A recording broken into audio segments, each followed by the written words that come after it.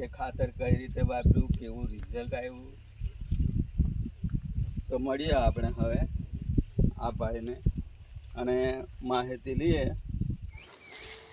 Hello, શું નામ તમારું? કરશનભાઈ. કયું ગામ? પિંડોલ. તાલુકો છોટાઉદેપુર. આપણા જેતપુર. ભાઈ, આ ડુંગળીનું વાવેતર છે. એક જ દિવસે વાવેતર થયેલું? એક જ દિવસે ને. બરાબર. કેટલા ચાયડા છે? 3 ચાયડા. તો તમે કયું ખાતર નાખ્યું? ડીએપી અને બીજું ઓર્ગોનિક પાવર પંચ એનપીકે. બરાબર ને? જરી જોરથી બોલજો. એક જ દિવસે તમે ખાતર નાખ્યું ને? એક જ દિવસે. એવું છે. તો હવે આ જ્યાં ડીએપી નાખ્યું એ કઈ રીતનું રિઝલ્ટ આવ્યું? પહેલા ઓટે પાવર એવું દેખાડ્યું પણ પછી નરમ પડી ગયો. ડીએપીનો પાવર વધારે દેખાયો. અને જ્યાં ઓર્ગોનિક નાખ્યું એનું કેવું રિઝલ્ટ હતું? એ છેલ્લા ઓટે સારો રહ્યો. એટલે પહેલે શરૂઆતમાં થોડું ઓછું લાગ્યું, નરમ હતું. અને પછી શું પરિણામ આવ્યું? એનું સારું રહ્યું એમ. એટલે ઓર્ગોનિકનું સારું રહ્યું એમ ને? અને આ જે ડીએપી જ્યાં ખાતર નાખ્યું એનું કેવું છે? એ પાછળથી જરી મરવા પડ્યો.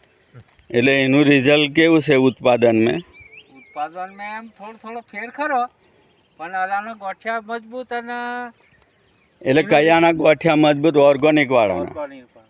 બરાબર. અને આ જે ડીએપી વાળા છે એના ગોઠિયા કેવા છે? એનાથી ગોઠિયા છે નિયમની, પણ થોડા નોના છે. અને છોડ પણ બરાબર નહીં દેખાતા. જ્યારે આ ઓર્ગોનિક છે પાવર પંચ જે એનપીકે આવેલું છે એની અંદર છોડ પણ સારા દેખાય છે. હજુ આ ઉખેડવાનો ટાઈમ થઈ ગયો, ગોઠિયા પણ મોટા થઈ ગયા છે એના. અને ઉત્પાદન પણ ડીએપી કરતો સારું છે. તો ખેડૂત મિત્રો, તમને પણ ભલામણ છે ઓર્ગોનિક ખાતર વાપરો અને આ રીતનું ઉત્પાદન લો. બરાબર ને? ખરેખર વાપરવા જેવું ખરું ને ઓર્ગોનિક ખાતર? આજે કઈ તારીખથી? 3 મહિનો માર્ચનો 28 તારીખ. 2025. તો આ રીતનું રિઝલ્ટ છે. આ ડીએપીનું રિઝલ્ટ છે. આ બાજુ ઓર્ગોનિકનું જબરજસ્ત રિઝલ્ટ આવેલું છે. આ પાવર પંચ એનપીકે ખાતર છે. ફક્ત એક જ વખત નાખવામાં આવેલું છે અને રિઝલ્ટ જોરદાર.